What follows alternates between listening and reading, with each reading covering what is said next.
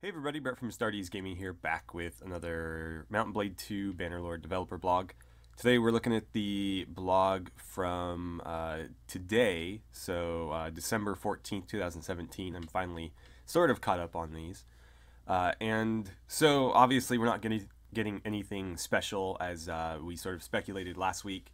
Pretty much right after that video came out, they dropped an announcement on the forums saying that there was not going to be any sort of release of the game at any point in 2017. And a lot of people were aware of that, so I don't think it came as too much of a surprise. But that does, obviously take away from any sort of speculation that we had that, oh, maybe last week's blog was sort of a setup for something bigger. Well, no, it's just another faction blog. Although I do enjoy the faction blogs more than the Q&A ones. I think the lore and stuff is far more interesting than what their netcode developers are doing on a daily basis. So anyways, let's talk about the Sturgians. So greetings, warriors of Calradia. The Sturgian forests are forbidding and cold, but great wealth lies within. Wild honey can be found and bog iron, but the real prize has always been fur. For centuries, brave traders ventured there to buy the pelts of fox, rabbit, and ermine, I'm not sure what that is, from the tribes of the woods. As the empire expanded eastward, that trickle of traders became a flood. Great towns sprung up on the rivers, fortune seekers came from the coast, from the steppes, and most of all from the Nordlands. Tribal elders made alliances with the newcomers, sealed by wedding vows, and with their share of the trading profits hired mercenaries to subdue other tribes. Sturgia became a collection of principalities, then a kingdom, then, the great powerhouse of the north. So the Sturgians are based on the federation of city-states known as Kievan Rus, located in today's Russia, Belarus, and Ukraine. Like many boomtowns, the Rus river cities attracted people from faraway lands. Predominantly Slavic communities were forming into states at a breakneck pace and borrowing institutions, religions, and ways of trade and war from their neighbors. Greek missionaries, Finnic foresters, Turkic and Iranian steppe tribes, and most famously the Varangian Norse all left their mark on the aesthetics of Russian art, arms, and armor. We think the motifs and styles of Sturgian equipment, gilded and peaked helmets, furs and gold brocade, runes and gripping beasts, and folk embroidery, and that's a lot of ands. That sentence is really running on, isn't? And arabesques will make it some of the most spectacular in the game. So this is sort of what I had thought these guys were going to be way back in my initial faction overview video. This point is very dated. We talked about how they might be related to the Nords faction and also possibly the Vaegirs faction because of their sort of aesthetic, and then their with the Nords they share a lot of combat similarities. They favor heavy infantry, so it seems like that was more or less correct. So a bit of a history lesson here, since you guys seem to really enjoy the one I did for the Vlandians.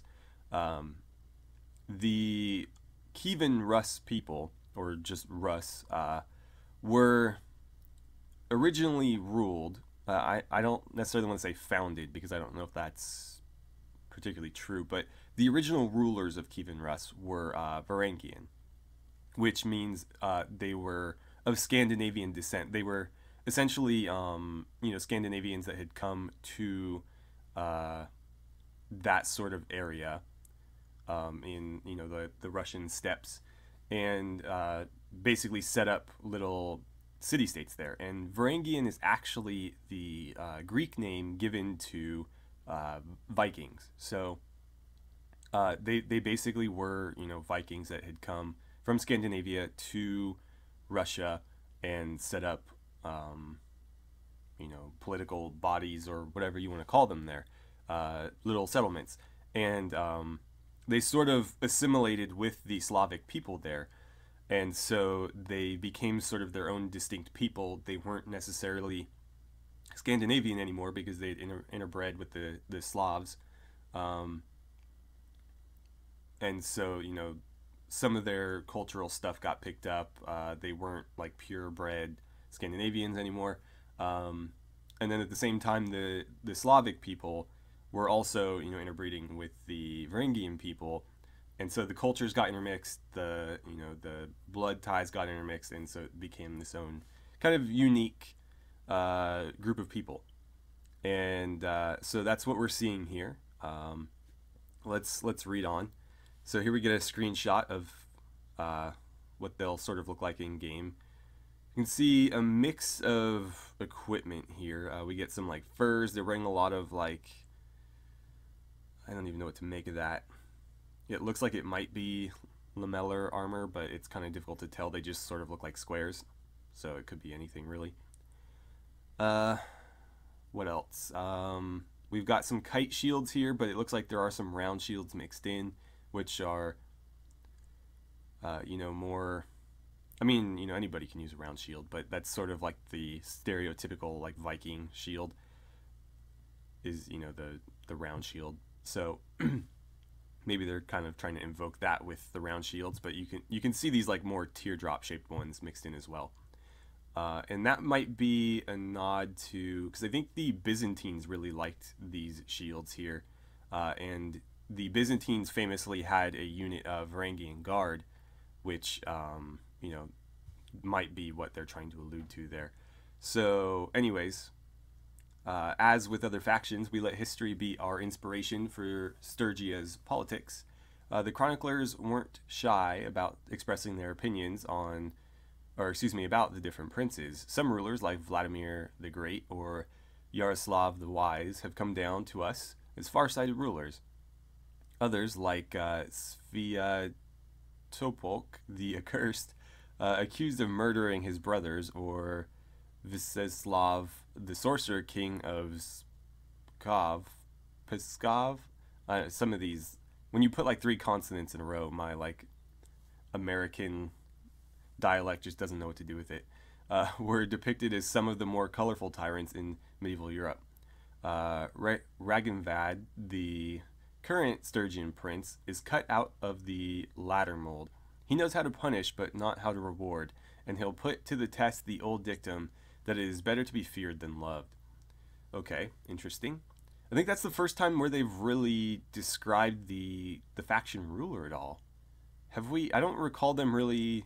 No, they did mention the ruler in the Volandian one. So yeah, maybe they have, and I just don't remember it, because it seems like in each one it's just kind of a little throwaway reference. They don't go into much depth. But still, it's kind of nice to get an idea of like who's in charge of this faction, because that might influence, how they behave. So the commercial ethic was strong in early Rus, with the town Vece. I would have pronounced that like it's Italian or something, but it's probably not. Or council ensuring that the merchants had a major role in state policy. Danger and opportunity went hand in hand. A Muslim chronicler recalls how the Rus father of a newborn boy would show the baby a sword and tell him this would be his only inheritance.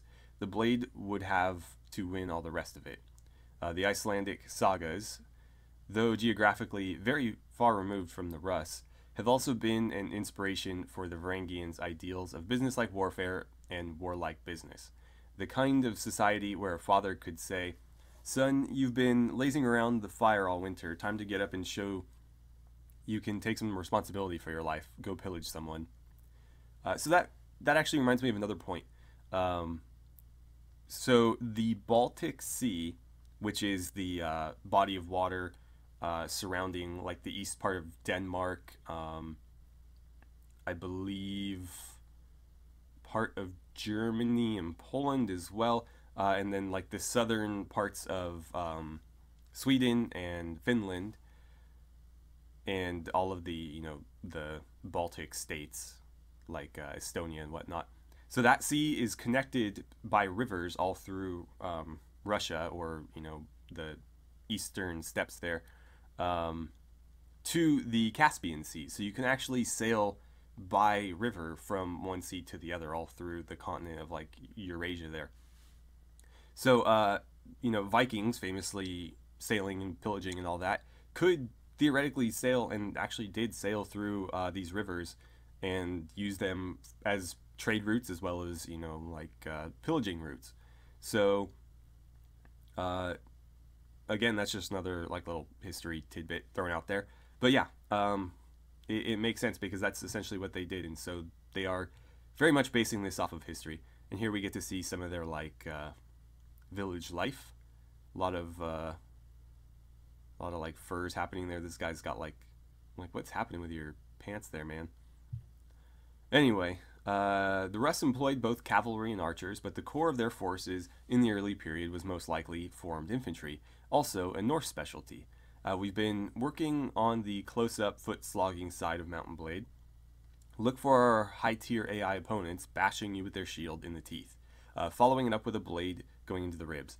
Disciplined infantry will be more likely to stay in formation and will leave a space for a player in their ranks so you don't get crowded too closely by your allies.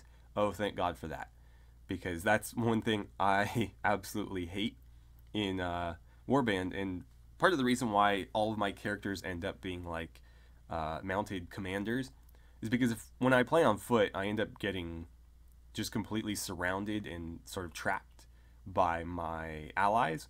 And then when they die, I'm inevitably surrounded by a mob of enemies that seem to want to pursue me and nobody else.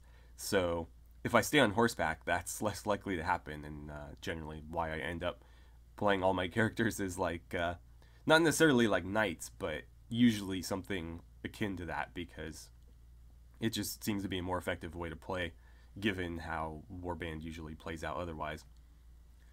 Now, the Nords were a favorite faction in Warband, and we know a lot of people are drawn to Vikings. The Blood Eagles, the shipboard funeral pyres, the Berserkers, eager to join the feasting at Valhalla.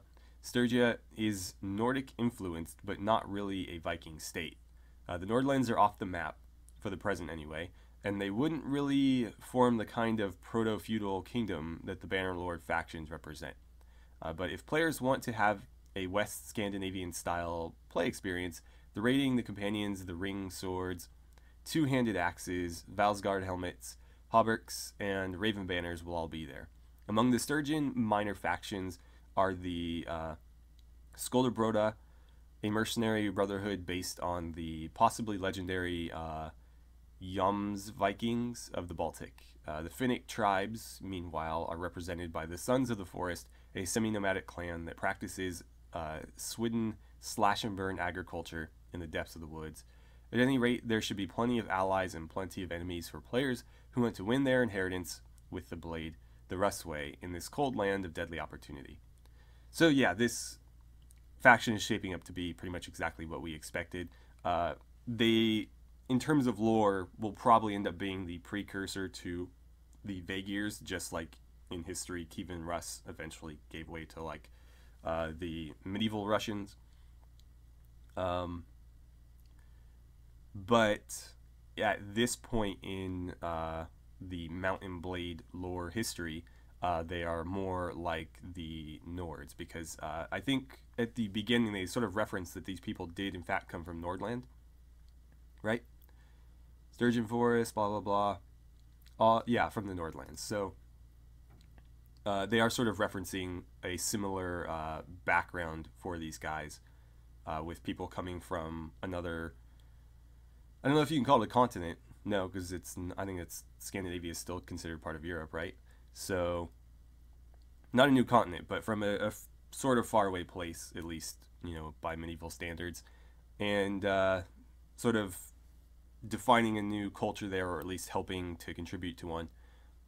So yeah, I think this faction will be pretty interesting, especially if you like infantry. It seems like they're going to be more well-rounded than the Nords, because they're not going to be a strictly infantry force. The Nords did have range units, but obviously the real star there is the Huskarls, and so you're basically just trying to get as many Huskarls as you can if you were playing strictly Nord.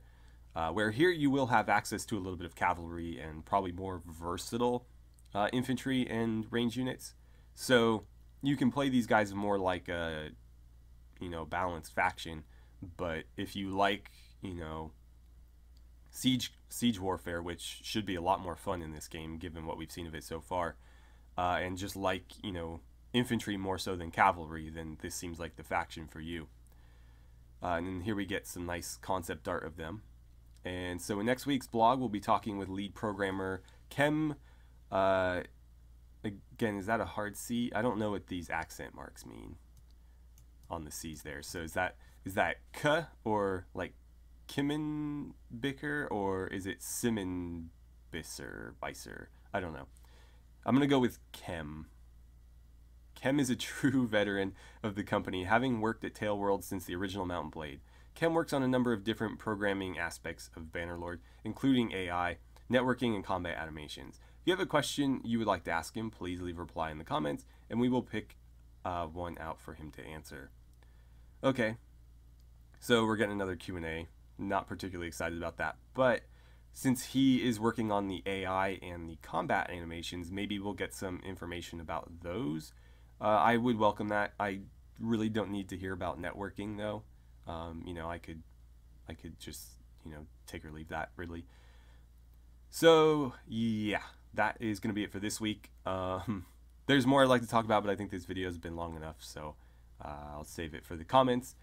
Anyway, thank you guys so much for sticking around. I always enjoy talking about some Bannerlord with you, and I look forward to seeing you guys back here next week for the next developer blog.